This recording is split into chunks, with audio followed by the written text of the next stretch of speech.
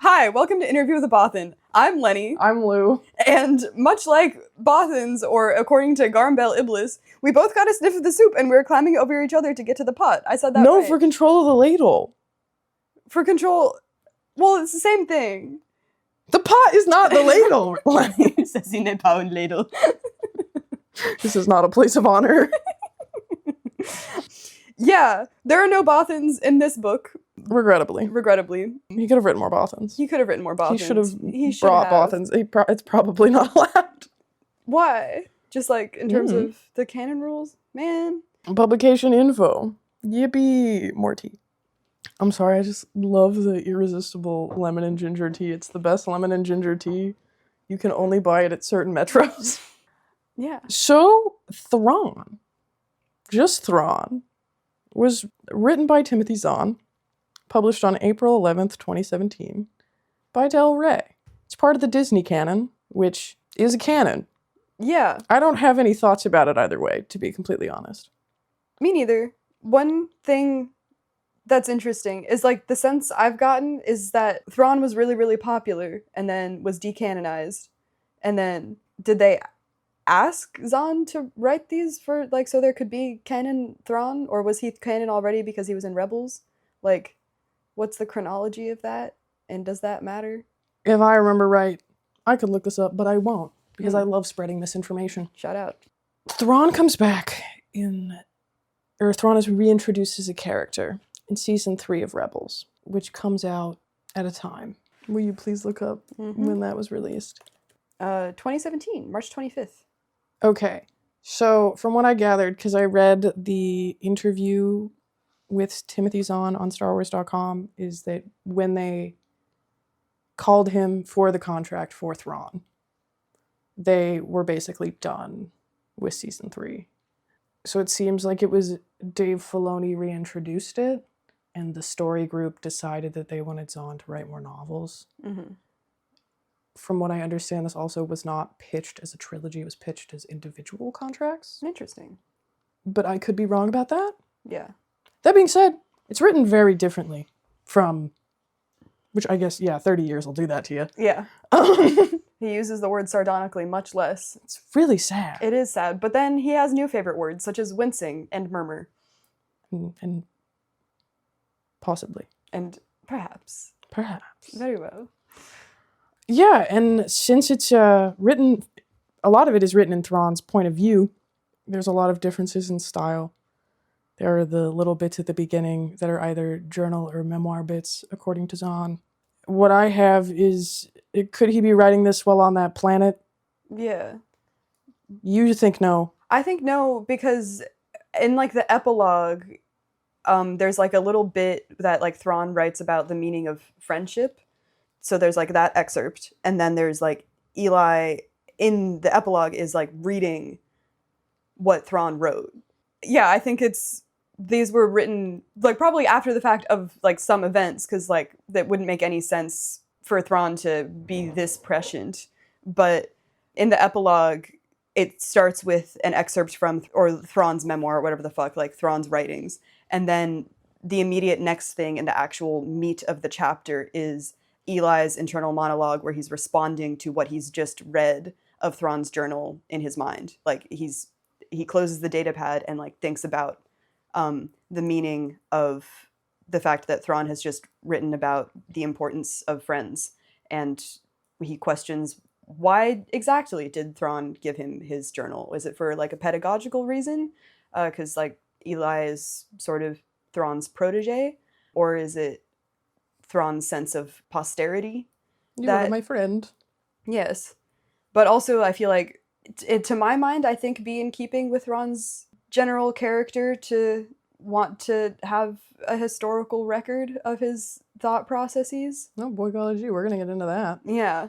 So, but it's weird because there are things that are in these little excerpts but at the start of each chapter that do seem...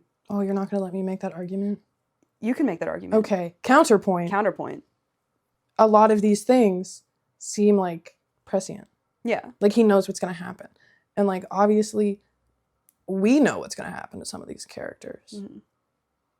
because of none other than fucking Rebels. Yeah. Because Rebels kind of like bookmarks the end of these novels is like sometime in season 3. Mm-hmm. But like the way that he's talking about Ahrinda Pryce, and I'm not going to get into like what happens to her. Mm-hmm. If you want to look it up, if you want to read her Wikipedia page, and I'll talk about this in a later. I have an entire thing on his little memoir bits. Mm-hmm. But it's really giving the fog is coming. Yeah, that's a meme. It is. I had never heard of it. I looked it up on Know Your Meme. The fog is coming. The fog is coming. The fog is coming. The fog is coming. Yeah. Like you can sense the semi-imminent danger and eventual downfall. And like presumably people reading these books No. would what happens be to her? vaguely aware of what Yeah. happens to these characters. Yeah. Or at least that was the intention Yeah. at the end of the day. Mhm. Because like the whole goal of the Disney canon, in quotes, Mm-hmm. was to make like a more cohesive canon. Right. Which I think they did really well with like the High Republic. But when you're switching between like animation, live action TV, films, and novels and comics, it's just basically fucking impossible to do. Yeah. It's a noble goal, I guess. Yeah. I don't know. I think it kind of operates on both levels almost, because I do think, yes, it does imply that Thrawn knows a lot more about what's happening to Ahrinda within like the chronology of this book. Or he just hates her. That's It the could thing. also He could just- also just hate her because she sucks. And also is sort of, Well, does he know her particularly well before the end of this book? I would say that he can tell. Why is He's very suspicious of like the game of politics, and that is her kind of warfare. That's the She's sense. a real Margaret Thatcher. She is a real Margaret Thatcher. On that note, did you fucking see Japan's gonna get their first female prime minister? I did not see Her that. idol is Margaret Thatcher. Oh boy. And she was like a protege of Abe. Oh, Yeah. that'll be interesting. Sure. I don't Yeah. think it'll actually go through. Yeah. Yeah. No. Unfortunately. It's time for the fucking plot overview. All right. This is gonna be long because It's only long if you make it long. Well, I'm gonna make it long because I like details and I'm really bad at narrativizing. Basically, so this book is, according to Wikipedia, it's not. I didn't find it immediately clear from just reading the book. This book spans from 15 BBY to 2 BBY, and just to place you in the chronology of the history of the galaxy far, far away, the Empire came to power in 19 BBY. So we are 4 years deep into the Empire. And so the book starts with us meeting Cadet Eli Vanto toward the end of his Imperial military training, which has him on track to be a supply officer for the Imperial military. Because of his background, he has working knowledge of Psi Visti, which is an obscure trade language that is not programmed into Imperial translator droids. So, after a patrol ends in a standoff with a mysterious being who seems to speak a variant of Psi Visti, and when this being stows away on their ship, despite Eli's low rank in the Imperial military, he is brought in as a translator for this being, who has blue skin and glowing red eyes. The being introduces himself as Mithron Neruder, but I believe it would be easier for us to call him Thrawn. With Eli's help, the officers interrogate Thrawn about the maneuvers he pulled to get himself aboard the ship. During this interrogation, Eli identifies Thrawn as a Chiss, to Thrawn's immense surprise, as the Chiss are from a remote region of the galaxy and are intensely secretive. Thrawn reveals he was exiled by his people, and that he wishes to make contact with the Imperial military as he seeks support against a looming threat, which poses a danger to both the Chiss and the rest of the galaxy. Much to his chagrin, wincing constantly, Eli is appointed as Thrawn's aide, translator, and tutor in Basic, while the ship makes its way to Coruscant. Thrawn meets with the Emperor to offer intelligence on the unknown regions and his military skills in exchange for the Empire one day supporting the Chiss against a rising threat, which has the potential to harm the Empire as well. The Emperor is suspicious of this offer until Thrawn reveals that he worked with Anakin Skywalker many years ago, towards the end of the Clone War. The Emperor accepts Thrawn's offer of allegiance and places him in cadet training with Eli Vanto, and Eli continues as his aide and translator. Eli hates this. We are introduced to Ahrinda Pryce, who works at her family's mining company on the planet Lothal. Pryce mining recently hit a vein of dunium, the hardest metal in the galaxy. Dunium prices have skyrocketed recently, and so Ahrinda was anticipating a heightened status from her increase in wealth, but a low-level Imperial officer attempts to buy out her parents' company, When she refuses, her mother is arrested for some fake-ass charges of, like, embezzling or whatever. And Ahrinda... Some fake-ass charges of embezzling But or she whatever. wasn't embezzling. It was just to, It's like... just the fun. Embezzlement is fake. The charges were fake. The embezzlement is a real thing that is not good to do. But she didn't actually do them. They just want to steal her mine. Ahrinda pulls some strings and decides to let her family mine be sold in exchange for a position with Lothal Senator ranking on Coruscant. And so back to Thrawn and Eli, they have graduated from the academy. Eli expects to be assigned as a supply officer, but is instead appointed to the same ship as Thrawn as his aide, which really frustrates him because he was an up-and-coming supply officer, and this is a significantly less prestigious or upwardly mobile position. The Blood Crow, the ship that Eli and Thrawn are both on, encounters some pirate activity. In the process of investigating this, Eli and Thrawn find themselves kidnapped by Neville Signey, a smuggler who manipulates them into believing that he himself is a kidnapping victim. In their standoff, Signey and Thrawn impress each other with their tactical skills, despite technically being enemies. In this process, Thrawn manages to save his crew, but loses the stolen merchandise. They are subsequently court-martialed and have to go to Coruscant. On Coruscant, Eli is approached by one of the Imperial Moff Gaudi's aides, who offers him a desk job to turn Eli against Thrawn, but Eli refuses, marking his growing loyalty to Thrawn. Ahrinda gets herself invited to fancy events on Coruscant for Ascension Week. She and her friends notice a mysterious non-human in military uniform speaking to her boss, Senator Ranking, and she angles herself so she can participate in conversation with him to learn more about how this mysterious non-human got there. This is how Thrawn and Ahrinda meet. At the same Ascension Week party where she meets Thrawn, Ahrinda is given some work to do for her boss, Senator Ranking, which involves giving a data card to Moff Gaudi, who then ends up extorting her to spy on her boss, who finds out and fires her.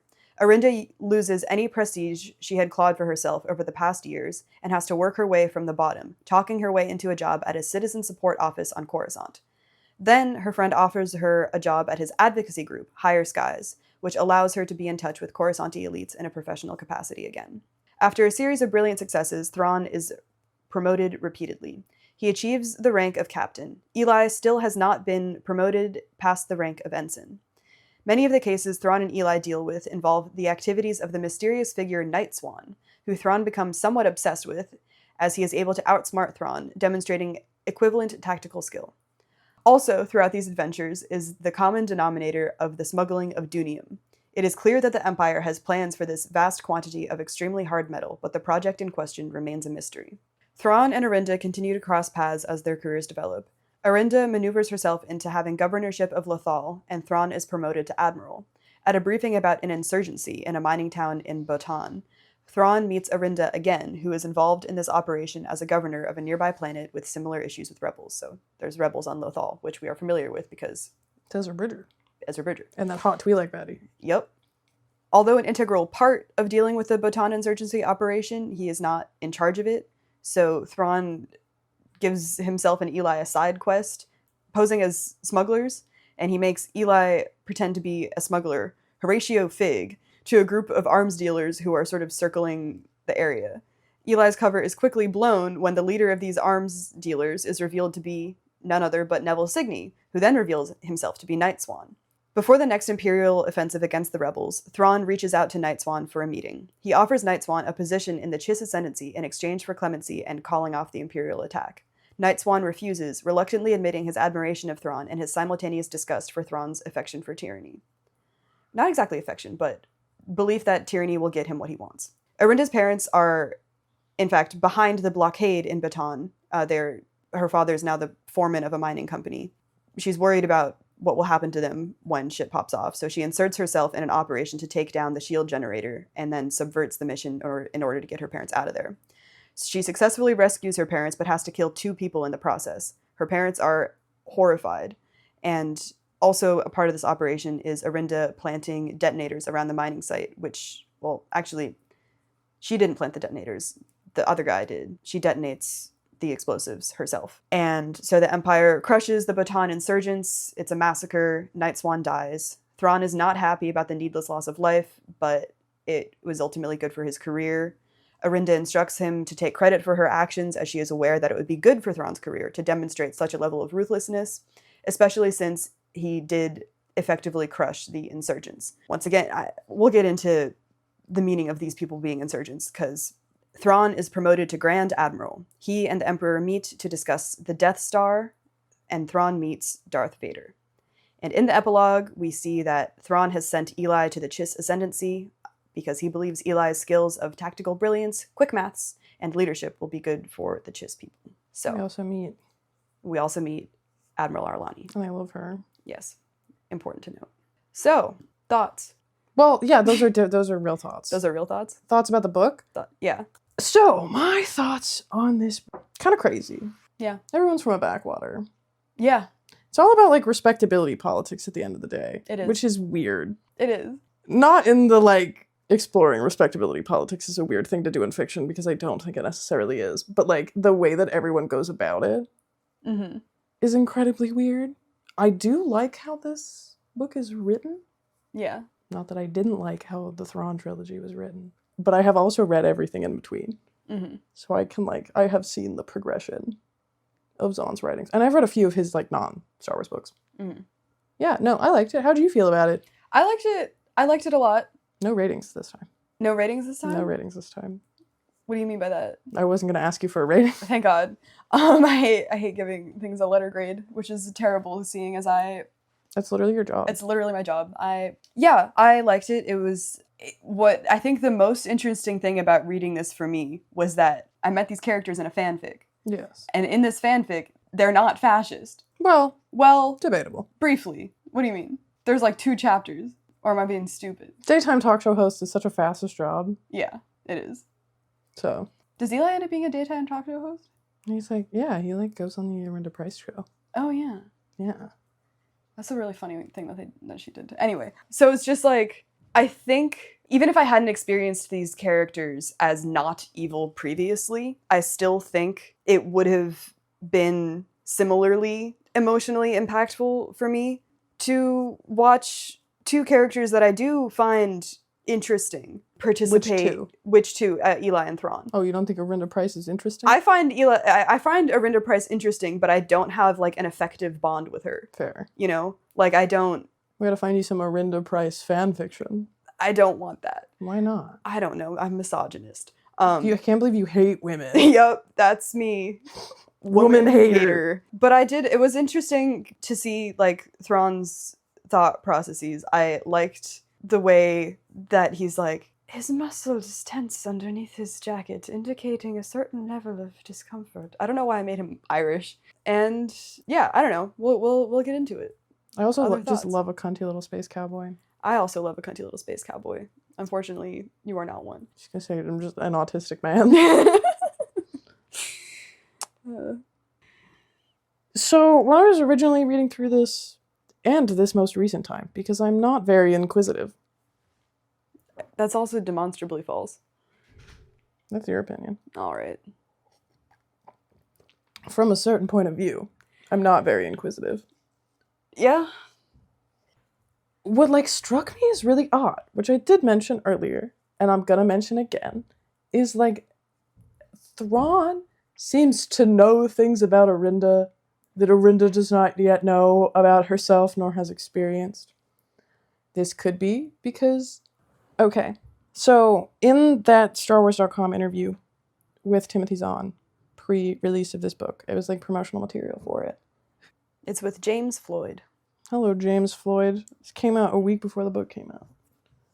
So he says, you know, you've been known to do some letter shifts in the past, and documenting your language is probably really important in reference to the Chiss language. I don't know how to pronounce it. Me either. I know how to spell it. I can't pronounce it. China? Maybe? Yeah. Another character you spend a lot of time with is Ahrinda Pryce. How does she play into this story? We've seen her in Rebels, and here we are earlier in her career, even before she joins the Empire. Zahn says, again, the original idea that we bounced around was to show Thrawn's rise to power and Ahrinda Pryce's parallel rise to her position as governor of Lothal. So I went back and forth between the 2 characters in the novel, showing the very different routes they have followed to get where they are, and the very different people that they are. Pryce has a certain personality. It's a way to say it. Certain goals. Certain attitudes. And Thrawn has different ones. So it's kind of an origin story for both of them. I got as much information on Rebels as I watched and anything I could worm out of the Rebels group ahead of time so I could see, okay, the characters are doing this in Rebels.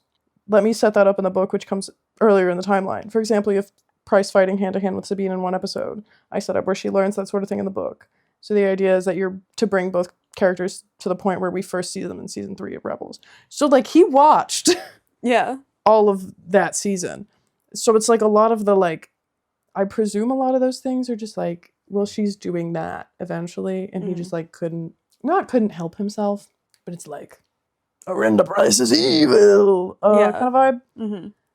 Which is just like, yeah, she's evil, but she's much more evil 15 years after the fact, 10 years after the fact. No, that's some accidental ? Dramatic irony? Or just built-in dramatic irony? I don't know. Yeah. I just think it's kind of funny. Yeah. And then when they're talking about the italic bits that you think are a journal he gave to Eli, Zahn says the chapter openings are his memoir type of thing, journal or memoir. And then, because they're talking about, like, how you write Thrawn's POV, how do you write someone who is alien without fully making them incomprehensible to an audience? But back to the fog is coming. Is like, and my partner said this last night, where it alternates between the art of war and the fog is coming. Where, like, okay, war is primarily, and I think this one is chapter 4. War is primarily a game of skill. It is a contest of mind matched against mind, tactics matched against tactic. But there's also an element of chance that is more suited to games of cards or dice. A wise tactician studies those games as well and learns from them. The first lesson of card games is that the cards cannot be played in random order. Only when laid down properly can victory be achieved. In this case, there were but 3 cards. The first was played at the encampment. The result was the entrance to the strikefast. The second was played aboard ship. The result was promise of passage to Coruscant. It's Coruscant officially now. It used to be Coruscant. Oh. Because he invented Coruscant, not Coruscant. And the assignment of Cadet Vanto as my translator. The third was a name. Anakin Skywalker. Anakin Skywalker. And then the chapter that introduces Ahrinda. To some extent, the direction of one's chosen path automatically selects for the paths that may cross it. A warrior's path will intersect with the paths of other warriors, aliens and enemies alike. A worker's path will intersect with the paths of other workers. But as with games of cards or dice, sometimes unexpected crossings occur. Sorry, is this man addicted to dice? Is he addicted to Sadok and dice games? Some are driven by chance, others by design, others by a change in one's goals. Some are driven by malice. Some manipulations can prove effective in the short term, but longer-term consequences can be perilously difficult to predict. The path of Ahrinda Pryce is one such example. A deep and perceptive study of it can serve as a valuable lesson, and even more as a valuable warning. Yeah. And, like, I get she fucks up in this book, but, like, not that bad. Yeah. All things considered. Yeah. And then, like, as you go into the future, and, like, I labeled these for you specifically, everything in yellow is very Art of War coded, and does not start with Ahrinda. But, like, other chapters where it starts with, like, an Ahrinda POV. Each person has goals. Some of those goals are open, visible to all who care to observe. Others are more private, shared only with one's closest friends or associates. Some are dark secrets that one hopes to never see the light of day. But eventually, inevitably, those deepest goals must be made manifest if they are to be reached. They must be opened for someone to hear or see or offer assistance. Everyone who brings these goals into light must be prepared for acceptance or rejection, and he must be ready to bear the consequences. That's giving the fog is coming. Tell me more about the fog is coming. That's giving get God, because she gets God, right? Like, she dies on the fall. Oh, shit. Sorry. I spoiled Rebels. That's the entirety of Rebels. But I guess he's operating off the assumption, like, and she does, like, increasingly really fucked up desperate shit. Yeah. In Rebels. Which he at least watched season 3 of. So, like, and then the last one I have is all strive for victory, but not all understand what it truly is. To a soldier or pilot on the line, victory is surviving the current battle. To a politician, victory is an advantage one can bring to a bargaining table. To a warrior, victory is driving an enemy from the field of battle, bringing him to surrender. Sometimes the victory is greater than the warrior could ever hope for. Sometimes it is more than he is able to bear. Yeah. The way that the Ahrinda POV, like, at the start of the chapter, kind of memoir bits work, is concerning. Because then you have ones where it's like, it either starts with Thrawn or Eli, and they're just, like, very Art of War. Like the one I mentioned first. Right. But, like, They're not like death and destruction are coming. Beware. Beware. It's this bitch's fault specifically. She did this. Everything that happens is her fault. Yeah. Because, like, that's kind of what it's saying. Yeah. Which is interesting. Because I would say that, I mean, Ahrinda, I'm no fan of Ahrinda, but I would not say that everything that happens is her fault. But that's kind of the vibe you get, you know? Yeah, no. I mean, but I guess that in Rebels, everything doesn't have to be her fault, but, like, that's beside the point. Yeah. What I find fun is that in the audiobook, in the excerpts from the memoir/journal, there's very contemplative music in the background. Yes. And I think that's fun. It is very fun. Mm-hmm. Which is why I think that this was written at a much later date. Do you get what I mean? I do get what you mean, but I feel like at the very least, the section in the epilogue. No, I think that written. you're right Yeah. about that one. Yeah. I think he does keep a journal. Mm-hmm. But or if we're talking, and I'm not saying this is just my cracked out theory. Mm-hmm. If the goal of Lucasfilm Story Group, ultimately, is to have this kind of like interconnected transmedia organization in the way that like Lucasfilm prior to 2014 was not. Just by nature of, once you hit 200 books, it's really hard to keep things entirely consistent. Especially when you have like the prequels come out. Yeah. So like everything before 1999, Jedi can fuck, it's fine. Mm-hmm. Jedi can have attachments, it's fine. And then the prequels come out and it's like, oh, well, no one can fuck anymore. Whoops. Oopsies. People really did not like the clarification on the Clone Wars and the prequels. Like, because, yeah, logically don't make a lot of sense. To be fair, it's not that kind of movie. Nah, it's never that kind of movie. It's never that kind of movie. Part of my cracked out, I don't want to call it a headcanon, but my ultimate, if I put on my cowboy hat, I would say that it's his journal and or memoir from being on that fuck-ass planet. I think it's called Parida. And that it's like stitched together. Okay, I have a counter theory.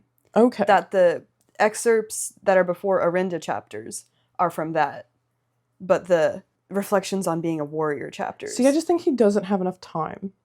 You're right, but like... And you know when he does have enough time? When he's in exile on a planet. When he's on that fuck-ass planet with Ezra Bridger, and Ezra Bridger is hanging out with turtles. That's really fun. But like, then what is Eli reading? A different journal. Well, yeah, so, but like, why wouldn't none the of journal... this is about friendship. There's a random entry about friendship at the end of this weird pseudo Art of War, pseudo Ahrinda Pryce. I would see Thrawn, fucking diss track. Because also, like, the section about friendship is still in the context of reflecting on war, though, which is why I think it's in keeping with the rest of it. Well, I think he just reflects on war for his entire life. That's just all he does. It's all he thinks about. Yeah. No, because it's very... It's his special interest. War. Art and war. The art of war. No, because it also... Wow, chapter 29 is literally just... Oh, no, it's she glitching. Never mind. It is said that one should keep one's allies within view and one's enemies within reach. A valid statement. One must be able to read an ally's strengths so as to determine how best to use him. One must similarly be able to read an enemy's weaknesses so as to determine how best to defeat him. But what of friends? There is no accepted answer, perhaps because true friendship is so exceedingly rare. But I have formulated my own. A friend need not be kept either within sight or within reach. A friend must be allowed the freedom to find and follow his own path. If one is fortunate, those paths will join for a time. But if the paths separate, it is comforting to know that a friend still graces the universe with his skills and his viewpoint and his presence. For if one is remembered by a friend, one is never truly gone. That's really sweet. Isn't it so sweet? It's very sweet. Yeah. It's not in line with any of the other stuff. You know what I mean? Yeah, you're right. It's like it is... I mean, maybe he's like doing his morning pages? Yeah. Maybe it's a morning page type thing? I feel like Thrawn would have morning pages. He seems like a night journaler to me. Yeah? Low key. No. Like an end of day. Can't sleep. Yeah. No, you're right. I don't know. What kind of stationery do you think Thrawn would have? I think he'd have a Hibanachi planner. I don't know. Am I wrong? No. And I don't know enough about stationery to have a counterpoint. Fair. Yeah. But also, they don't use paper in the galaxy far, far away. Well, okay. Maybe I could see Thrawn being like, I'm gonna use paper because I'm different. I'm not like other girls. I'm not like other girls. I'm gonna write my weird journal entries on flimsy. with, what do they call pens in these? I know they call paper flimsy, but I don't. I have no idea. Yeah. Dura pens. Dura pens, Dura ink. His Dunium fountain pen with Dura ink. Yeah. I don't know. I don't know, he just really hates Ahrinda, and it's so funny, though. Yeah. Like, even in the, like, when they're interacting, he's like, hello. Yeah. No, I think because Thrawn doesn't want higher rank for the sake of higher rank. Yeah. He doesn't want power for the sake of power. He wants power for a purpose. She is ambitious. She is ambitious. Derogatory. She is motivated by wanting to be in circles of power. Yeah. She doesn't have any particular drive other than her own status. Yeah. Which, like... we'll get into later. Yeah. Well, we're recording now, so Yeah. we need to have a transition. Oh, yeah. What were we talking about? We were talking about friendship. Oh, the fog is coming. The fog is coming. The fog is coming! And friendship. And friendship. And the dissonance between the fog is coming. I hate Ahrinda Pryce and Eli Vanto. I love being friends with you. But they're all fascists. Yeah. These people are all evil. These people are all evil, and yet They're all so evil. care, but they're friends. But they're friends. Evil people can be friends with each other. Or even less evil people. Evil people can be friends with less evil people? Yeah. Yeah. Would you say that Eli is less evil than Thrawn? No, but he wanted to be friends with Night Swan so bad. Thrawn? Yeah, low-key. He really did. He was like, oh my god, you're really good at this. You're really good at this. I really like your skills. Can I make we use should of your we skills? should talk shop sometime. We should do a collab. How do you feel about that? And Night Swan is like, fucking no. Which is so crazy, because I feel like pretty easily could have been like, what? We could be friends. Night Please help Swan? me do terrorism. Yeah. No, I think Thrawn would be really, really good at terrorism. Arguably, that's what he does. That is what he does. That's literally his It job. would be more. He could be so good at terrorism. There's a lot of Rebel Thrawn AU fanfics. I'm aware. You can read Thrawn doing terrorism to your heart's content. I would love to do that. Yeah. So basically, this is sort of different from other Star Wars media that I've experienced because we are not watching the rebellion combat the Empire. We are watching the Empire combat the nascent rebellion. Yeah. And so even though we're seeing these events through the eyes of Imperial officials, we're trusted to understand that the Imperial military action we are seeing is repressive and evil, while we experience this action through the eyes of Imperials, who frame their activities as anti-crime or anti-smuggling, as if this justifies the state violence that they are doing. And like at some points, I feel like I put my snowflake hat on, and this Your made snowflake me my hat? snowflake hat. And this I Trademark liberal hat? got my trademark liberal hat, my sort of the danger of depicting fascists in a positive light.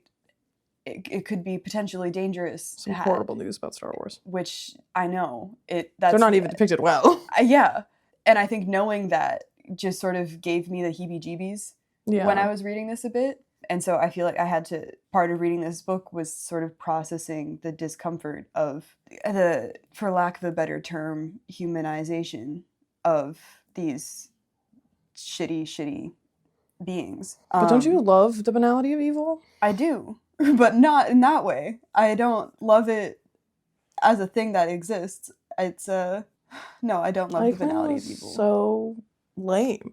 Yeah. I guess Thrawn's not as lame, No. but kind of is. Yeah. He's like a mid-level. Yeah. A mid-level manager. Literally a middle manager on a random ship. Mm-hmm. And which is interesting.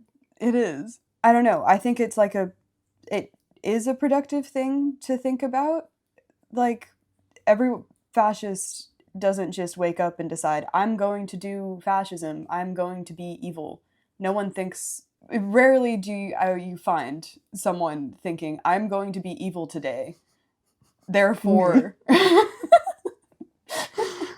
therefore I'm going to bomb a mining site where the workers are occupying the site because their conditions probably fucking suck. Because they would like rights. Yeah, they would like rights, you know? Yeah. Going back to the discussion about the New Republic's treatment of workers. Yeah. Is like, are there labor codes at all? Not pictured. I don't know, because we see when Ahrinda is talking with like other higher-ups in the Imperial military about how she wants to go in and get her parents out of the like Baton like hot zone. Mm-hmm. Thrawn makes a comment questioning the loyalties of her parents. He's like, how do you know that they are on the side of the Empire? And Ahrinda like bristles at that because she can't sort of conceptualize that anyone wouldn't view the Empire as just and functioning well, you know? But then when she gets to, and like one of the few examples that we see of like a perspective outside of the Empire is from her father, when Ahrinda and the other intelligence agent who comes with her to do this covert op to plant bombs inside the the mine. The mine. The mines. The mine. The children that yearn for the mines. Ow. That hurt. Can't do that voice no more. I was so possessed. The children, they yearn for the mines. Hey, Ahrinda yearns to bomb the mine.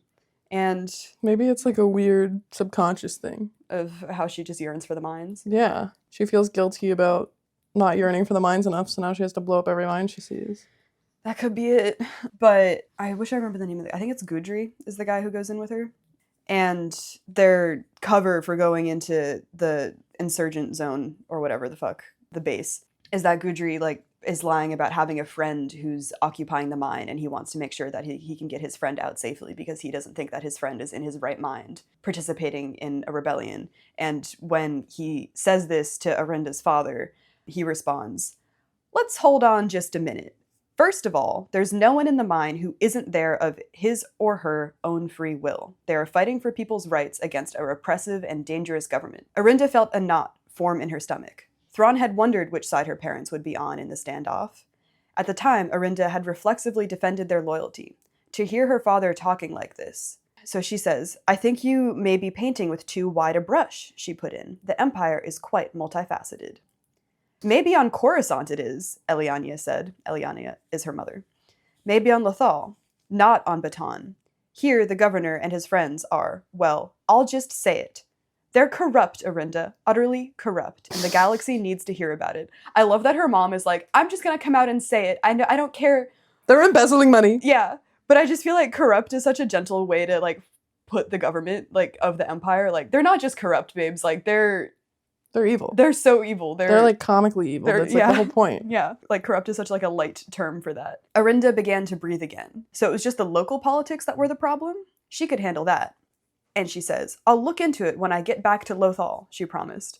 "I can petition the Senate, possibly even the Emperor. There are procedures for that kind of thing."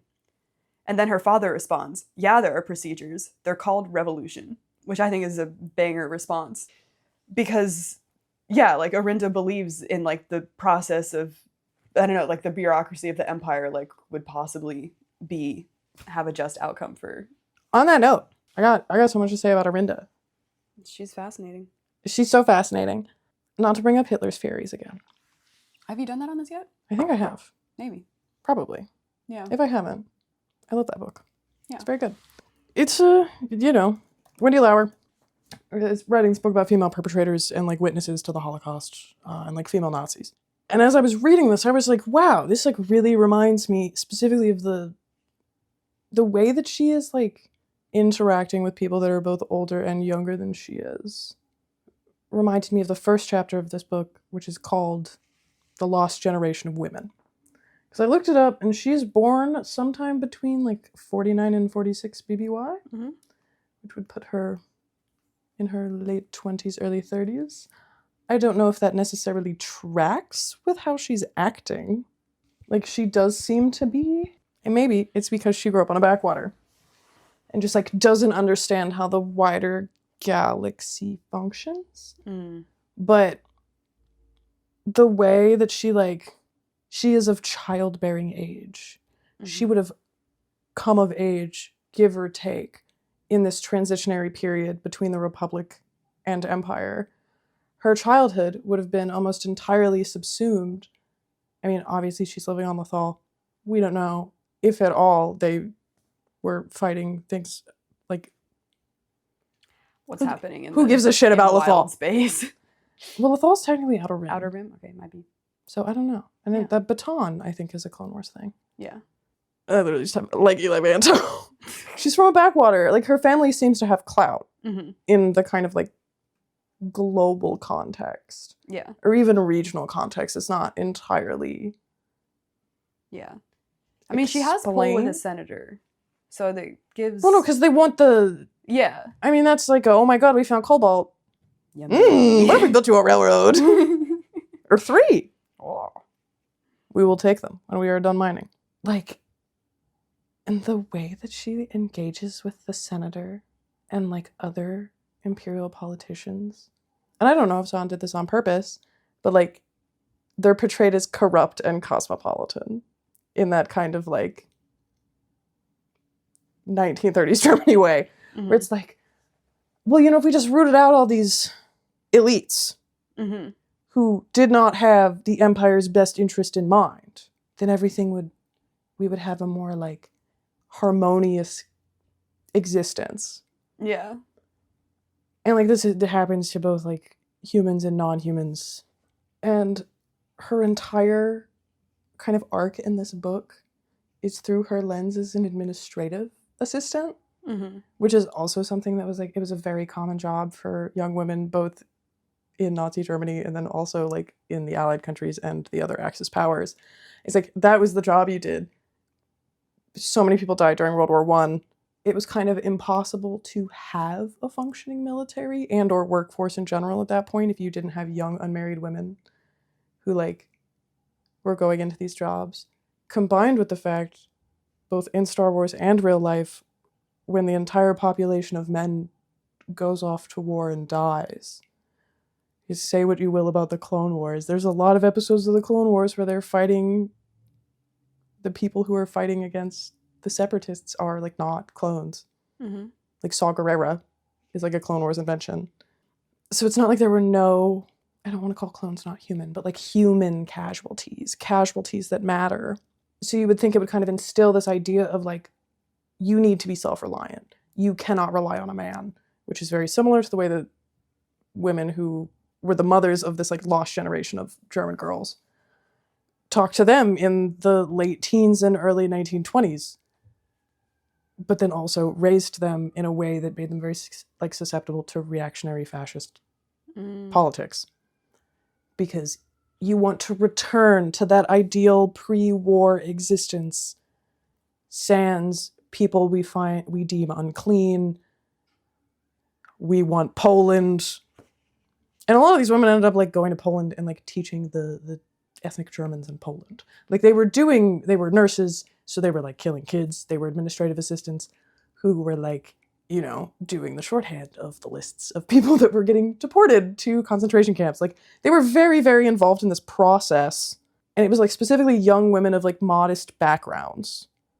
And they would like leave their hometown. They would go to, you know, Munich or Berlin or Cologne or where the fuck ever, wherever shit was, or Krakow, whatever. And she like, you know, it's just, there's a lot of parallels. And she's so down for the cause in a way that's really concerning. And like her failure to understand her parents, who like are literally fucking minors, or like her failure to like later understand her friends and selling out her friends, is just really fascinating. It is. Yeah, and it really goes into what you're saying about fucking experiencing evil through the eyes of evil people, because Hitler's Furies it's like ethnographic. She went and interviewed these women. Oh, wow. Or like interviewed their children. Because a lot of these women got off like fucking scot-free. Yeah. Yeah. So like it is through their eyes. Yeah. No, that's really interesting. Yeah. Because it's interesting then, like, the disconnect between her conditioning and her parents' conditioning. When she gets her parents out of the encampment, in the process, she kills 2 people, basically in cold blood. And her mom watches her kill the first guy, Gudry. and then the other guy she kills is like a leader of, or not leader exactly, but he's He's a guy. He's a guy participating in the rebellion or in the strike. Is it a rebellion? It's not a rebellion. It's literally just a regular strike. It's just like literally a regular strike. There's They're just like please pay us more money. I would like to be paid. They are heavily armed, but like they're heavily armed because they're aware of the military reprisal they're going to get. I have some crazy news about the minor strikes in Appalachia. Yeah, I know, but yeah, it's just literally, it's not a rebellion per se. It's just, please, I would like fair. So she does that, and I want to find the thing because her parents, well, and like the thing with the like disgusted, the lost generation of girls is that yes, everyone was required to be a part of the Nazi Party, but the like 15 to like 45 age cohort was so much more about, not that the older folks weren't Nazis, right, but like actively participating, where like you have girls as young as 15 working in Ravensbrück. Good to God. Yeah, fucking most of the guys at the Wannsee conference were under 50, if not all of them. I could be wrong about that though. I think the youngest one was like 38, 39. It's like Thomas's age. Like, yeah. They were running a country. Imagine if Thomas was running a country. That's just dark days. Is like, and if you look at fascism today, Charlie Kirk was 31. Ben Shapiro's in his 40s. Like, they're not old men. If you look at the Charlottesville stuff, or if you look at the protests and like weird Nazi shit they be doing in Italy right now, they're all, if middle-aged, barely middle-aged. A lot of the alt-right pipeline stuff is targeted towards teenage boys. And these movements ideally want women to be as young as possible because they want them to have as many kids as possible. So it's kind of this like cyclical ideology where you very quickly, I guess, age out of what they want. Yeah. If that makes sense. Once you age out, do you necessarily... Well, the Nazis killed old people. Yeah. Like, pretty regularly. Yeah. So, yeah, when she fucking... Yeah, she just kills this guard who wants to see her ID before she leaves the encampment. And honestly, it really seemed to me like she didn't need to kill him. Probably not. Yeah. And so when she does that, her father freezes. And as one would. Yeah. He looked at I didn't raise you to be a murderer. Yeah. He looked at the body for another moment. Then he stirred and followed. And even in the faint light, Ahrinda could see the pain and revulsion in his eyes. And like, yeah, if I hadn't seen my daughter for a couple years, she comes back, kills 2 people. Starts murdering randos. And like starts scolding me for believing that the Empire is evil. Not even that the Empire is evil. Just that it's less than ideal. Yeah. Literally. Yeah, no, because that's the thing. He's just sort of like, I work in a mine and this shit sucks. And I don't like being a miner. Yeah. And then she's just sort of like, I know what I'll do. I'll petition the government to make things better. He's like, but I work in a mine. Yeah. It's not going to get better. Yeah. And she's like, no, there's a process here. So yeah, that's like worth noting. So this is like the last standoff in the book.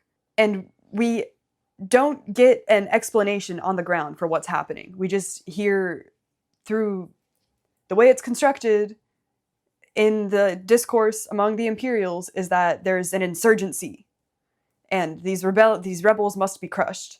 But there's just, it's out of mine. There's mention of a picket line. Also, we know from the other things in the book that the Dunium market is like fucked. And also, we'll get into why. Why do they need all this Dunium? Mystery. Who knows? Tarkin knows. Tarkin does know. He's the one who'd be stealing all the Dunium? All the Dunium. For his Death Star. For his Death Star. I can't believe... Okay. What? I'll just never get over it. Because in Star Wars, A New Hope, Leia's like, you and your fucking Death Star. Mhm. And then they just decided that was the name. Yeah. They couldn't like have given it a regular name. But Death Star is kind of fun. No, Death Star is kind of fun, but it's not a serious name. No, it's not. You can be like, this is my... It probably has a real name. I don't know. Yeah. Like a numerical code? Yeah. Yeah, no. We don't call... I mean, like, all of the planes Mm-hmm. have nicknames. Yeah. But they also have real names. They also have real names. Yeah. Like, you know... Can you look up the nickname for the F-35? Nickname for what? The F-35. And then also look up the numerical code for the Hog. F-35. 35. Fuck. Nickname for the F-35 is the Battle Penguin and Fat Amy. And then what is the numerical code for the Hog? Numerical code for the Hog. Yeah, what is the actual name for the plane called the Hog? A-10. Yeah. The A-10 Thunderbolt II is the official name for the aircraft, but is widely known by its nickname, the Warthog, or Hog for short. Thank you, Google AI Overview. Thank you, Google AI Overview. I was like, I went down a rabbit hole about... Planes and nicknames? Not planes and nicknames. The guy who made the A-10 Mm-hmm. Thunderbolt, like both of them, all of them, like literally designed all these planes. I just went down a rabbit hole about him because he was like prolific in aerospace. Interesting. Yeah. Yeah. And they still use them. Like they still like have a lot of these planes. Good for him. Where it's like, we still use the B-52 bomber. B-52. We were using the same we're using the same bombers we were using in World War II. If it ain't Like- work, don't fix it. I don't know. Well, no, that's what I'm saying. But so like the penguin. Yeah, no. What the fuck? I closed the tab. Fuck. F-35, the Battle Penguin. The battle penguin. Oh, apparently the Soviet Union did not normally name their aircraft, according to Today I Learned on Reddit. But, however, pilots of the MiG-29 found the NATO codename Fulcrum in regard to its role. Fulcrum. I know! Role. Soviet Union military aircraft designation systems. The Russians called the... See, but you go to the Wikipedia page for Soviet Union military aircraft designation systems, Mhm. And what do you learn? and you learn that like there are names next to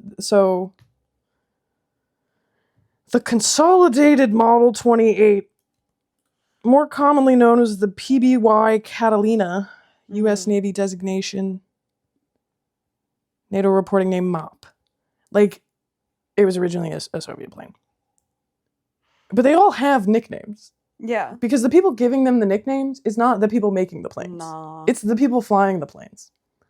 Yeah. Well, according to Wikipedia, the Damn. Canada built 620 of these. no fucking way.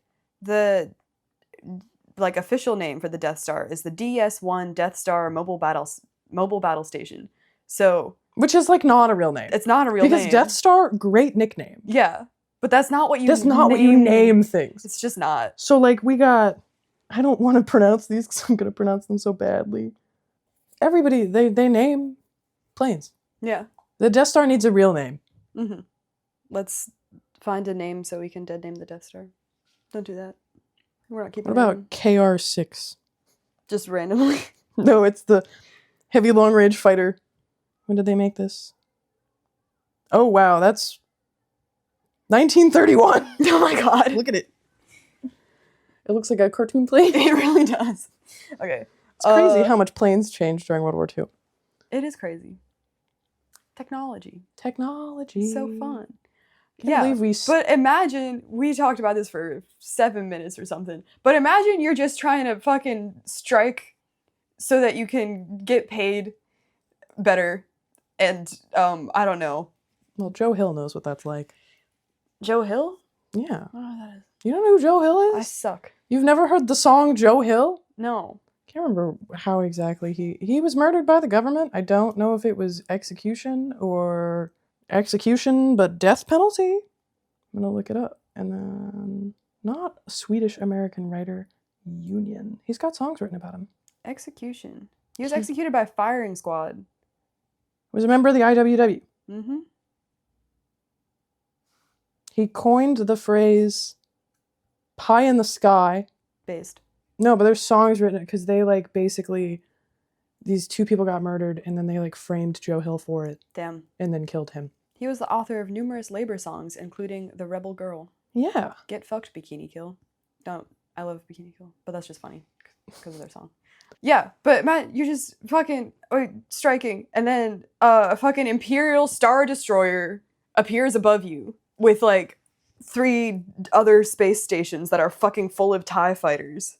Yeah. And you just have a low-level shield that everyone has. And like some guns. Maybe.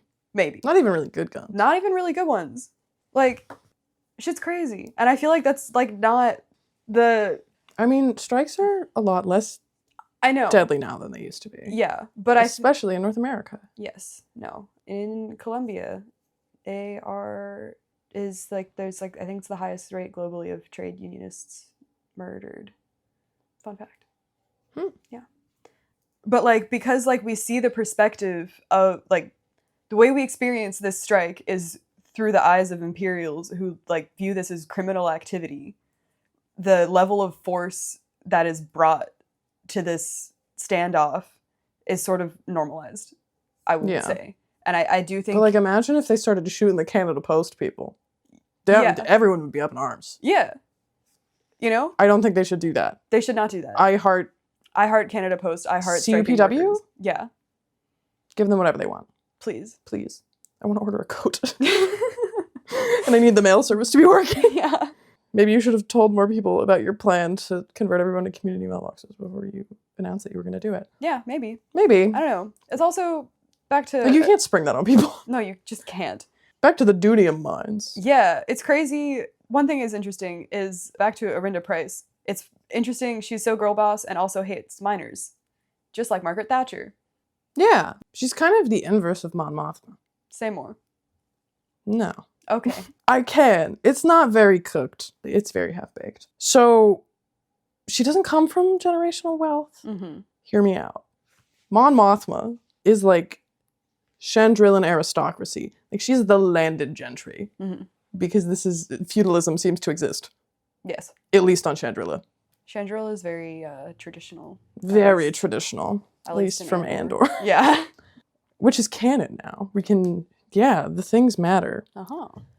Like, yeah, your family owns a mine, but like you live on some fucking backwater. Like that's okay. Mm-hmm. Not to shit on people that live. Give me a country.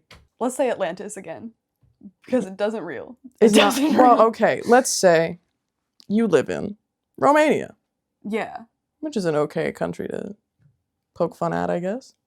Yeah. There's still white people. Yeah. Yeah. Or like, let's say you live in Latvia, right? Your family's got a bunch of money in Latvia. Mm-hmm. That does not correlate to having a bunch of money. Wait, does Latvia use the euro? I don't know. I need a not euro country because the euro is worth a lot of money. I love you. And I appreciate you so much that you are looking up these things because I'm on my little iPad. Yeah. Romania does not use the euro. Does Latvia? Yes. Okay, so Romania. Mm-hmm. Your family, or like Russia, you're part of an oligarch, like you're the child of an oligarch in either Russia or Romania. That does not correlate to having money in France or Germany or the United States or Canada or China or fucking Australia. Like, yeah, you have generational wealth in your region. Mm-hmm. And obviously this does not apply to everybody. The House of Sod has a shit ton of money. Yeah. Because they love seizing people's accounts and oil. But she is like not set up for success in the same way that like Leda would be. Mm-hmm. Which is why when you see like Leda's, because Leda is also part of this generation, even though she is younger, of like lost women. Yeah. Where she's like, I'm gonna get married because that's like what's expected of her as aristocracy. Mm-hmm. Ahrinda is not of that, so Ahrinda goes the modest route. Mm-hmm. And then just her parents are arrested and she immediately becomes fascist. Yeah. Mon Mothma is sent into exile, and I realize it's not at the flip of a switch, but they did cut that scene out of Revenge of the Sith. So like it seems kind of like she's like very on the fence, very neoliberal, and then is like, oh damn, okay, like now I am 120% in. Mm-hmm. And kind of in the same way as Mon Mothma, her interests are entirely centered on herself. Yeah. and her own ability to progress, Advance. and is so down for the cause, except the cause is racism, unfortunately. Yeah, Mon Mothma also kind of racist. this is true. Yeah. Maybe not in this timeline, but Timothy Zahn tried so hard to be like, there's a danger. What is that danger? Maybe it's the Yuzhan Fong. It's not. But we need to make it look like it could maybe be that. I don't get the subtext of that. Well, because New Shadow Order's not canon. Oh, yeah? But the Hand of Thrawn, like, all of that kind of builds up to NJO. Uh-huh. Yeah. Interesting. So, like, his ultimate goal was to make everything at least kind of interconnected. So it's, like, readable all the way through, at least. Right. Interesting. So he's like, there's this evil in the unknown regions. We don't know what it is. Yeah. And I guess that's redone as, like, the Grisks. Yes, the Grisks. But then it's like, there might be eviler things Yeah. than the Grisks. We don't know. Oh, boy. What if they have ships and they're made out of meat? And then it just turns into Warhammer. Fuck. Yeah, well, this is, like, another interesting thing. Well, if we're talking about existential threats and what people do when they have the rhetorical benefit of saying, look, there's this existential threat. I guess that is me attempting to transition to Thrawn's motivations. Because my thought is a bigger thought. What's your bigger thought? Well, I don't know. Well, I do know. But, like, sorry, what were we, like, just talking about? Like, the mines? Mon Mothma. Yeah. And the, Ahrinda like, Pryce. parallels between her and Ahrinda Pryce. Yeah. Even though they are, at their core, like, very different. Yeah. Because this sort of... I kind of semi-disagree with Zahn's assessment that Ahrinda and Thrawn are very different people. No, they're so similar. Yeah. Like, and I think that they're both present a very interesting character study of how... That type of person manifests. In particular, when your motivations for getting power are, like... Not comic book villain? Yeah. But, like, not comic book villain, but... Of course, like, Thrawn and Ahrinda both have people that they care about. Yes. You know? Ahrinda kind of doesn't give a shit about anyone except for herself and her family. Well, and her friend, until she realizes her friend is evil. Yeah. Not very forgiving. No, not very forgiving. And I don't know, like, I think that, like, they both have, like, different ways of... And yes, I did say earlier that, like Ahrinda is ambitious for the sake of ambition, and Thrawn is ambitious for a reason. He doesn't want power for the sake of power. He wants power so he can, like, control, like, choices made in the higher-ups of the Empire, so that when the existential threat that he is warning against... That we may or may not know about. So that the Empire will be a strong ally when it comes to this potential existential threat. The way he frames it to Neville Signey is like, imagine you have a creature that is stronger than you advancing towards you and somebody else next to you. You have two options. Either you injure the other person next to you so they are a weaker target, or you and the person next to you join forces against this threat that is larger than both of you. And the choice that he makes is to try to get the Empire to be as strong as possible so that they can ideally join forces with the Chiss against this existential threat. Which is kind of a, like, understandable logic. If you want military support from a government, you want that government to be functioning. However, but also it's very selfish. It's very selfish, and also it comes from the understanding that empire and tyranny is a stable form of government. Which I understand why he has that thought process based on, like, my understanding of, like, what the governance of the Chiss ascendancy is like, you know? A fucking mess. Yeah. Yeah. So, like, I don't really know enough about that, so I'm gonna act like I'm just guessing here. But my understanding of, like, Thrawn's... It gives Italian states. Interesting. Okay. Low key. So my understanding is that, like, Thrawn's experience of a non-fascist or, like, non-feudal government is you like... You need to rephrase that. Okay. Yeah. Say more. The Chiss are fascist. Very fascist. No, I'm saying that's what I mean. Like, I think the Chiss are fascist, and, like, he experiences, like, his home, Like, So where is he experiencing not fascism? it's the, like, I wouldn't say it's not precisely not fascism, but like his experience of quote unquote democracy, because I wouldn't say that like the tail end of the Old He's Republic. experiencing, like, I would say it's like the ascendancy is very isolationist. Yeah. What? Let me get my. Okay. I just don't know what the opposite of that is. What?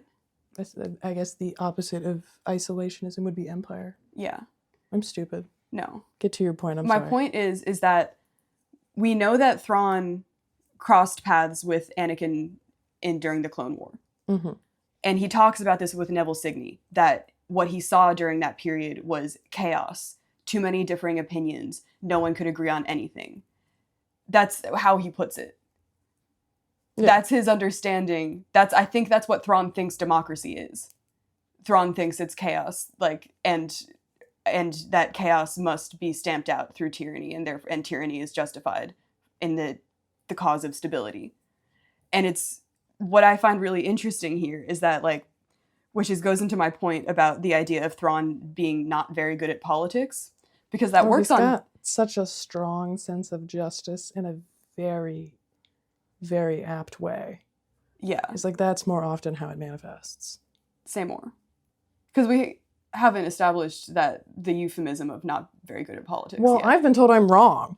Who has told you that you're wrong? People on Discord. So, on your point of he sees democracy as inherently flawed. Mm-hmm. If we look at what a strong sense of justice is, Elon Musk has a strong sense of justice. That sense of justice is just that he needs to impregnate as many human women as physically possible. Mm-hmm. But there is this kind of like prevailing pop psychology belief that the autistic sense of justice means that you're like inherently more moral. Mm-hmm. And that you're inherently better than like quote unquote neurotypical people. Mm-hmm. Which is not the case. Mm-mm. There are autistic people that are fascists. Mm-hmm. There are autistic people that aren't fascists. Mm-hmm. There are autistic people that are tankies or anarchists. And the thing with the like the strong sense of justice is just that you believe that your morals, whatever they be, because I'm not gonna. Fascism comes with a set of morals. Whether I think they are valid or not does not matter. Mm-hmm. You believe that your morals are correct, mm-hmm. and not that there is interpretation. And that's where like the friction mm-hmm. comes in, because damn, I lost my train of thought. Damn. But that was kind of a good end to that thought. Yeah. Yeah. No, because I just want to like. But he has a very strong sense of justice. Yes. Yeah. And like, what's interesting is that sometimes his sense of justice like kind of aligns with something that would make sense to me. Yeah. You know, like he is affronted when his superiors are mad at him for prioritizing the lives of other beings over the like maintaining the fucking gas. You know, Mm-hmm. like he loses some merchandise at the cost. Like he saves people's lives at the cost of some merchandise, and his bosses don't like that, and then he gets court-martialed, you know? Mm-hmm. Like, I align with that confusion. And, like, generally speaking, like, he seems to have a reputation for being less down for wanton destruction mm-hmm. in his role as a military official. But that's, like, not enough. That's not enough to make it, to absolve him. Especially because he's completely comfortable. Well, not completely comfortable. I think he does find it a bit repugnant that Ahrinda is like, you take credit for the massacre I did so that you get promoted, and I'll help you. But then that in and of itself, like even though she's entirely self-absorbed, mm-hmm. views her way of doing things as the only correct way. Yeah. Like that she cannot conceive of mm-hmm. people believing otherwise. Yeah. And it's kind of like the inverse of Thrawn. Mm-hmm. Because she's like, well, obviously you would like play the game. Mm-hmm. Is like, it really seems like she sees politics, quote unquote, as a performance, mm-hmm. as like an act. Mm-hmm. And like, what is command? What is military command if not a performance? Mm-hmm. If you looked at Pete Hegseth, if you look at his address to the generals of the United States, even though that was a fucking bad idea, everyone is silent in that room. Mm-hmm. Because it is required for them to be silent. because it is like a professionalism thing, Mm-hmm. is they have to seem nonpartisan. Because if they seem partisan, whoop-de-fucking-do, that's how you, that's, You don't want a partisan military. you don't want a partisan military. There's a lot of places with partisan militaries, and they're not fun. No. I think, what's this week's? Is it the Philippines? I don't know. There's another round of young adult protests because everything sucks and kids are getting, not kids, like young adults are getting shot and killed. Yeah, last week it was Nepal. This week it's the Philippines. This week it's, I think, the Philippines. It might not be. Last year it was Bangladesh. It's always Bangladesh. True. But Bangladesh, unlike Nepal, did not start a new government over Discord, That is true. which is also a performance. Yeah. It's like all of these things are performances. I think Ahrinda just sees what she does as an act. Yeah. And I think Thrawn starts to accept that he needs to play this game Mm-hmm. because he realizes that in order for him to achieve his goals, he must realize that his position in the military and the political impacts that he has like are interlinked, and like in order to move forward he has to understand that and play that game. Like he says it to Eli after Eli explains something about why Eli hasn't been promoted and Thrawn has, since Eli is associated with Thrawn. He's like a species traitor. He's a species traitor, so he's like punished for that. And Thrawn's response is, interesting, I think I will have to learn this form of warfare or something. I would beat the fuck out of somebody if they said that to me. I don't give a fuck if you are a Pantoran with an eye condition. You're getting your shit rocked. Yeah. But the other thing is like, there's like playing the political game, you know, like recognizing that politics is a performance and that people have egos and you need to think about that. And then there's having analysis of how politics work, Mm-hmm. you know, because I have in my notes, he's not very good at politics, but also literally has bad politics, which is not surprising because he is a fascist, but also has weirdly kind of liberal takes about how to make the Empire better. Because he does recognize that it's not good. And he recognizes that in his conversation with Night Swan. Maybe he comes from a place where politicians get murdered all the time. Maybe. Because, like, yeah, if people were just getting assassinated on a regular basis, Mm-hmm. you'd be like, oh, just wait till that guy gets assassinated, Yeah. you know? I cannot confirm or deny if that is the case. Mm. Yeah, you don't know nothing about the Chiss Ascendancy. Shit about shit. Yeah, so when he's talking to Night Swan, he says, the tone of a government is set by its leader. The tone of a government is set by its leader, but Emperor Palpatine will not live forever. When it comes time for his authority to be handed to another, my position as a senior officer will allow me to influence the choice of that leader. Which... He's not wrong. Yeah. If you're, like, if we think of this in the context of the Soviet Union. Mm-hmm. You've seen The Death of Stalin, right? Yeah, but I was too young to fucking Damn. get anything. You should watch it again. It's really funny. Yeah. What the fuck is this? Secretary General. What is the council called? Do you remember? No. Fuck. What do I look up? Government of Soviet Union. Central Committee. Yes, the Central Committee. So, Joseph Stalin dies. Mm-hmm. Very famously. Mm-hmm. And there is now a power vacuum in the Soviet Union. Joseph Stalin, genocidal asshole. Yeah. And his little besties on the god damn it. Central Committee. His besties on the Central Committee, also genocidal assholes. Especially Beria, also a child rapist. Worth noting. Worth noting. Prolific rapist and horrible person. So he dies. Who picks the next Secretary General of the Soviet Union? The Council. Mm-hmm. Because there's no other government. Mm-hmm. They are the government. Mm-hmm. So then what do? They kill Beria. Mm-hmm. Because, like, fucking obviously, like, Beria had, like, sexually assaulted some of these people's daughters. Oh my god. Yeah, like, horrible, horrible dude. And then they decide, is it? God, my Soviet history is getting so rusty. Soviet heads. He's succeeded by Malenkov. Malenkov, okay. Why is this such a weird list? Are you also on Wikipedia? Yeah.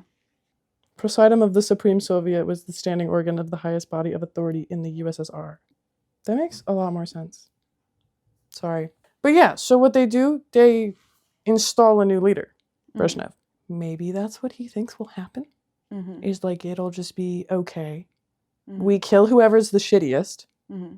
in like a kind of Fall Guy way. Mm-hmm. So we just let these people be as shitty as humanly possible. Probably Tarkin. Would be the one to kill? Tarkin's very Barrier-coded. Yeah. Shoot him in the back of the head. Bury his body, unmarked grave. Or send him into space. Then you deliberate with the other guys Mm-hmm. to see who's the new emperor. Yeah. Yeah. Yeah. Do a couple more guys die? Maybe. Maybe. But it is what he described, which I guess Yeah. is not a liberal No, it's not. happening. Yeah. But it sort of like just reminds me of like And the the way same- people talk in the States about like, oh, like if Vote. just vote. That'll fix Yeah. everything. Well, to be fair, there's a lot of similarities between the United States and the Soviet Union. Well, yeah. That's why they hated each other. Like Like Ahrinda, Pryce, and Thrawn. when you see yourself in someone, how can you look at them? It's tough. And now we have the hog. And yeah, I don't know. But then it's just fascinating because like also in his conversation with Night Swan, he says that quick and utter ruthlessness is necessary when the galaxy is continually threatened by chaos. That is very liberal. Yeah. Yeah. It's very like, uh-oh, time to do the Patriot Act. I don't know. Or, Or more, something more extreme. I don't know. I mean, I assume, I don't know. I've never really thought about privacy law in the galaxy far, far away. Mm-hmm. Kind of just assumed it didn't exist. Well, yeah. Just like labor law or They can travel in hyperspace and don't gender have labor law. equality. Yeah, they also None of don't have that. wheels. I know. Well, they figured out how to levitate shit. That's why they don't got wheels. R2-D2 has wheels. No.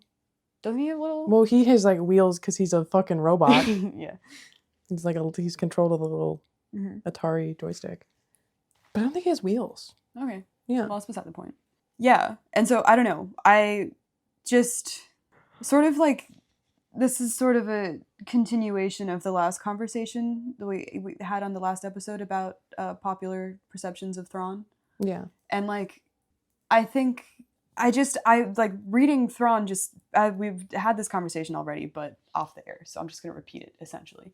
But just reading this just makes me so sad because I just see the potential of someone who like has This is your problem with men. This is my problem with it is though. I always like I see the good in people and then I'm wrong. Horrifically disappointed because they are what they say they are. Yeah, people usually are what they say they are. And it's good to listen. Anyway, Listening and learning. listening and learning.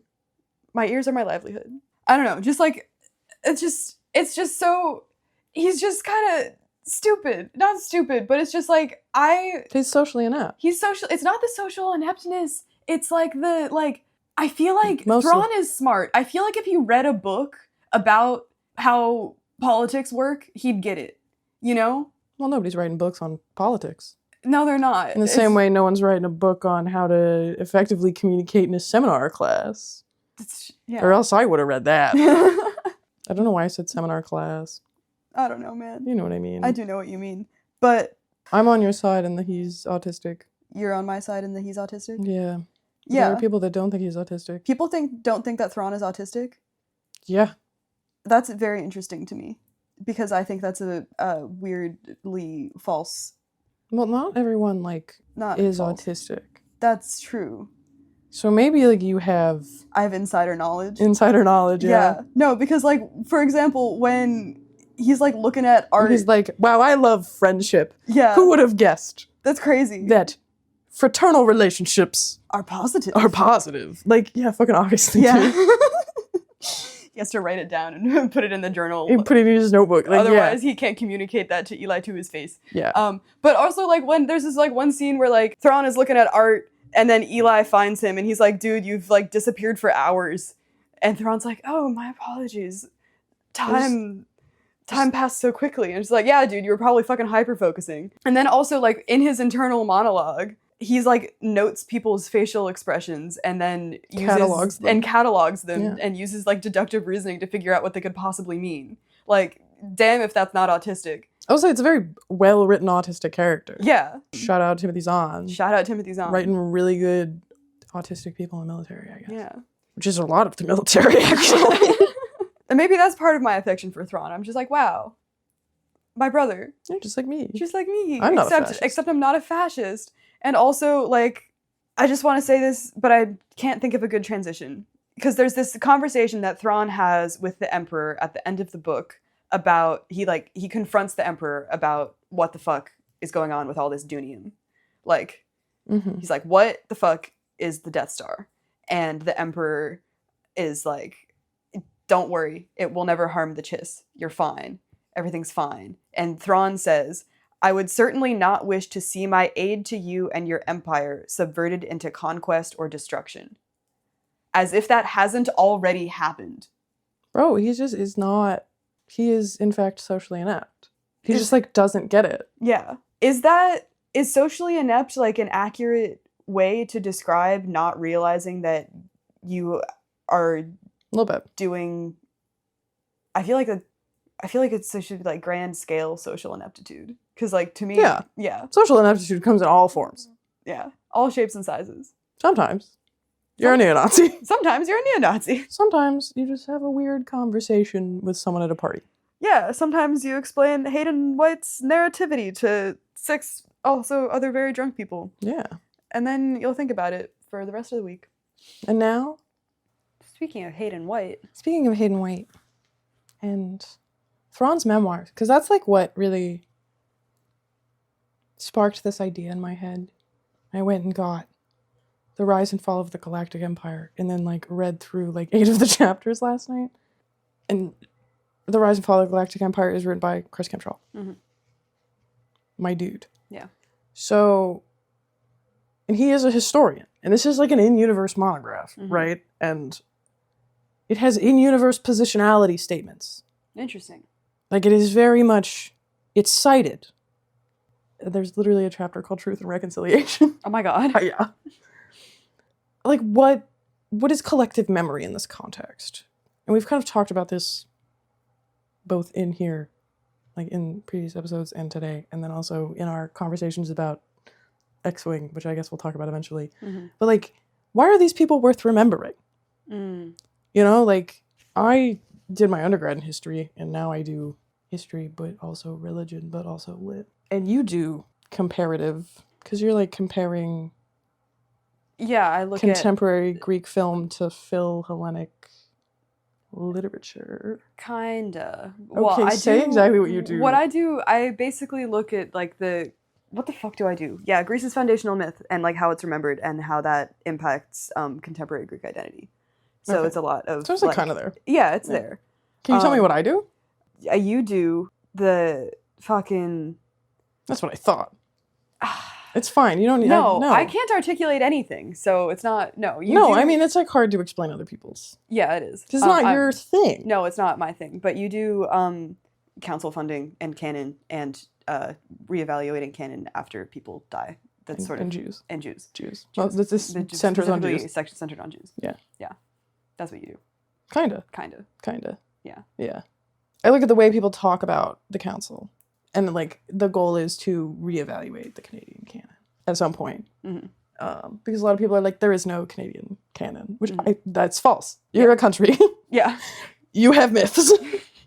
But because I did Jewish history in my undergrad, and then I did 20th century Jewish literature in my master's, and I'm doing 20th century Jewish Canadian literature in my doctorate, you end up thinking a lot about collective memory because of the Holocaust. Yeah. Because that's kind of where this term really stems from.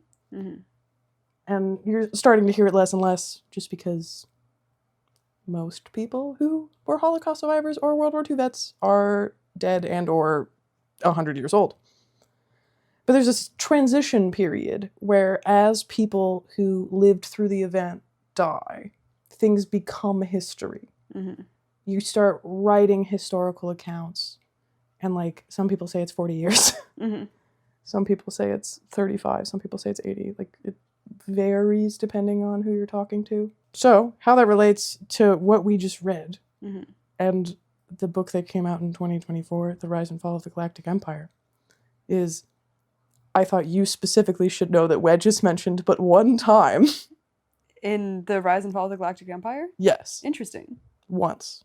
Huh. And it's only for being, because this is written after the sequels. Like it's a monograph from, I don't know when the fucking sequels end, like the 30-ish ABY. maybe a little later. Yeah. So, and Kempshall is like a war historian, so the Mhm. book itself is very centered on, I mean, it's about a civil war Mhm. and the resistance, which are two wars, which got me thinking about like how social history would look in this context, because we don't really know all that much Mhm. about the culture of these places, Mm-mm. because everything is framed within the context of these two wars, Mhm. which is also kind of how real life is framed, you know, the way people talk about My Chemical Romance and its relation to the War on Terror, or it's like we do kind of organize time, at least human time and like quote unquote civilized time, by the conflicts that take place. And there are social elements in it as well, because the persona that Kempshall like takes to write this is this historian who ends up leaving his position at an institute to go fight in a war.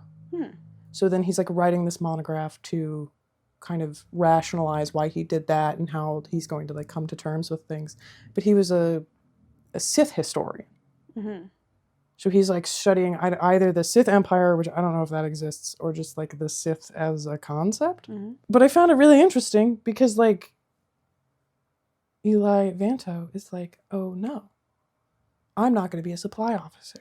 And then he does take up this much more important role in this book and ends up going to the Ascendancy. No mentions of him. Interesting. 2 mentions of Ahrinda Pryce Mhm. in this book. Mind you, this book is 28 chapters long. Like, it's a pretty beefy...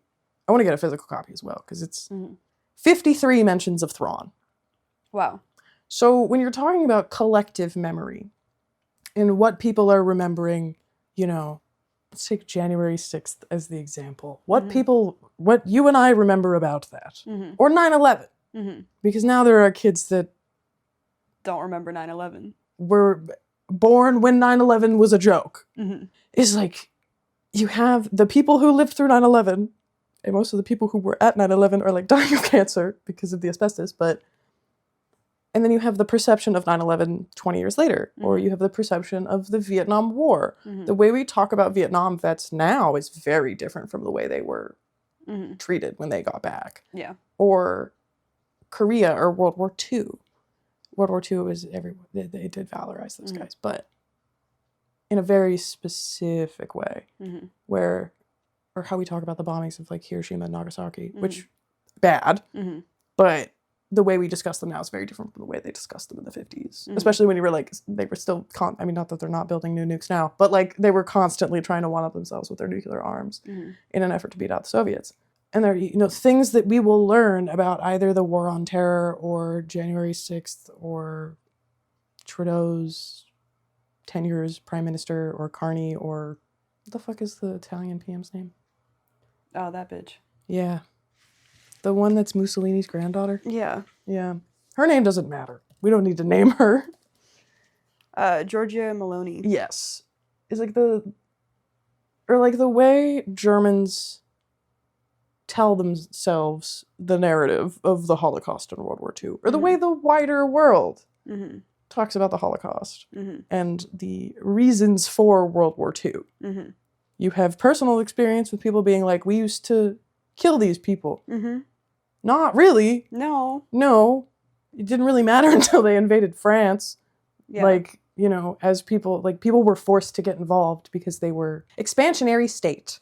And it's like, yeah, in the grand scheme of things, Eli Vanto has no bearing on how the Galactic Civil War played out, and definitely not how the Resistance played out, because he was at best in his 70s and also in the unknown regions. But Exegol is also in the unknown regions. So like, what the fuck are the Chiss up to? And it kind of just got me thinking about like the way that things are narrativized and how that works in like a fictional canon. All canons are fake, but like, you know what I mean? Like, it's a deliberate fictional canon where you are creating the narrative from scratch with no point of reference. Obviously, there is a point of reference for Star Wars, but you know what I mean? Yeah. Yeah, I just want to know if you had any thoughts as we wait for our pizza. Because now I'm scared he's going to show up. It is a concern. I guess I'm curious about like what that has to do with Thrawn's journals. And memoirs are yeah, They're a narrative. Yeah. It's like, did he keep meticulous records? Therefore, we have more records of Thrawn. And like that explains like why. Well, if you he's look talked- like, well, he's also distinctly more important than Eli Vanto. well, no, but like, Yeah. if you look at Holocaust memoirs, Mhm. the people who are talked about as Holocaust victims Mhm. are the people that A, survived, Mhm. and B, wrote about it. Mhm. Like Elie Wiesel. Mhm. And even that narrative changed as it was translated into French and then into English. Mhm. Or if you look at Mouse, which is as since it is through the eyes of Art Spiegelman Mhm. in relation to his dad. Mhm. And then you do have stuff from his daughter Mhm. talking about her experiences as like the grandchild of Mhm. a Holocaust survivor. Those narratives are the ones that matter because they're the ones we have, Mm. if that makes sense. Yeah. History is written by the writers. It's by the people that keep meticulous fucking journals. History is written by autistic people. Well, yeah, No. that's just the academy. But no, and it just, it doesn't matter how any of this plays out. Not to. Okay, well, I guess Yeah. that's our sign that we'll think more about Hayden White and then come back after dinner. Yeah. I don't know why we need to hammer on the wall at 5 p.m. on a Saturday. I don't know why either. Maybe hanging some stuff up? They do this every week. Goddamn. Yeah. I don't know. I think we should take that as a sign. Yeah. We're going to take a break. Cool. I think we should talk about this book at length, like in its own episode, and how maybe once we do all of these, an X-Wing maybe, Mm-hmm. and how things are written. Yeah, I think it would be good to spend more time on in-universe historical memory. Yeah, because Yeah. it's so swag. Yeah, it is. Yeah. And I think it'll be really exciting once we learn who Wedge Antilles is and talk about once we know who he is. once we know who he is. Well, I've watched Star Wars. I have also watched Star I've Wars. seen Wedge Antilles. I also listen Yeah. to the radio drama. Yes. Well, no, we know who Wedge Antilles is, but like we haven't gotten to X-Wing We've yet. So seen like him. so Wedge Antilles as like Wedge Antilles Yeah. isn't like known to us yet, Yeah. allegedly. Well, Okay. so next time we're going to do alliances. Yep. Swag. Yeah. Yeah. Looking forward to it. It's going to be so good. Yeah. We're going to get to meet Anakin Skywalker. I'm really excited I for think. that. Is that alliances? Yeah. I believe you. Have you started? No. Oh, your week's going to be long. Yeah. Yeah, you'll be fine. Yeah, no. There's no Eli Vanto in the next book, right? No. Well, hey Lou. Or maybe... I don't know. No. Damn. Karen Farrow's in it, though. I love her. Hey, what's Eli Vanto's favorite Shins album? I don't know what. Wincing the Night Away. Because, Eli likes to wince. Yeah. Yeah. I think that signals that we need to end this. I agree. So... Till the next time. Till the friends. next time. We'll see you. Not literally, but you know what I mean. Yeah. Let's go eat some fucking pizza. Yeah. I'm gonna fucking eat. I'm starving. Say your fucking thing. Okay, just worth noting that it's not... Thrawn doesn't care about civilian casualties because he cares about life. He cares about efficiency. That's all. Like a real fascist. Like a real fascist. That's like the fascisty of fascists. Yep.